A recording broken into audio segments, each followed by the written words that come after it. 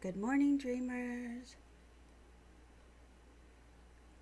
I have to start the day by changing some light bulbs, casting some light on the situation. I just get so busy. And then by the time I get around to it, I'm just like, I don't want to be on a ladder. So I'm going to start the day by changing the light bulbs because we got a Saturday. And my kitchen will be back to semi normal. But I need the light if I'm going to be baking this weekend. Oh, just finished up at a health and wellness class that I go to. I wouldn't even call it class. It's an encouragement group. I think that's where I would put it. We kick each other in the butt when we need it and we cheer each other on when we need it, all of that stuff. Um, and we really did cheer each other on today. We really did.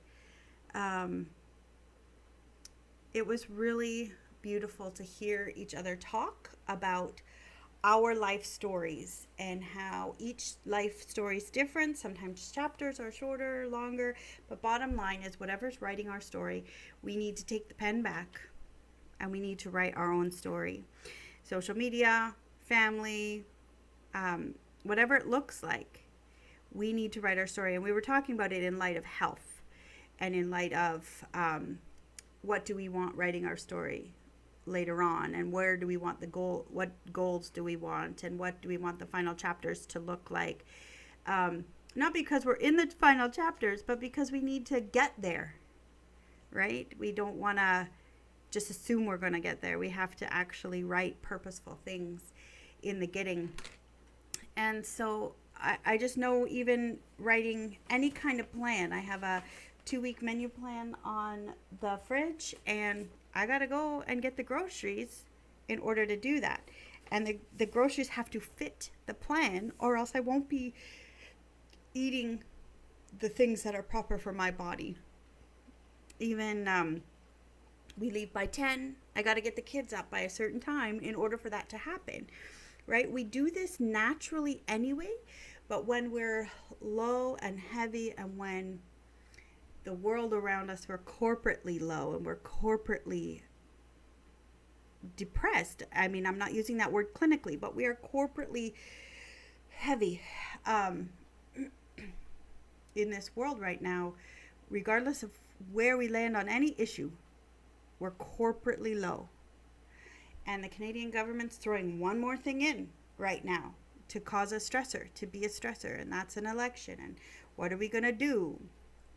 And, it just doesn't stop hitting. And how do we take the pen back and say, I'm not going to just let life happen to me. I need to plan and live my life, not just exist.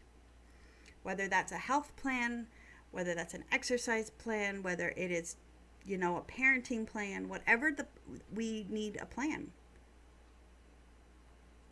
There's a beautiful Hawaiian saying. I'm all into Proverbs at the moment because I'm preparing a sermon for the end of the month.